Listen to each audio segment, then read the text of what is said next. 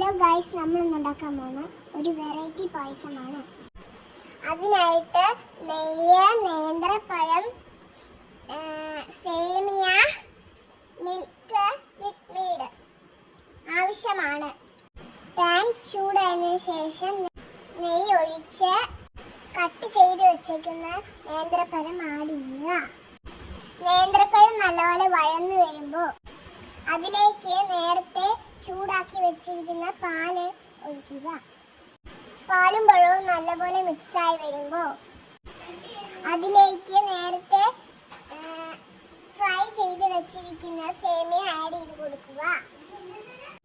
ഇത് മൂന്നും ചേർന്ന് വരുമ്പോൾ അതിലേക്ക് ആവശ്യത്തിന് മിൽക്ക് മെയ്ഡ് ചേർത്ത് കൊടുക്കുക.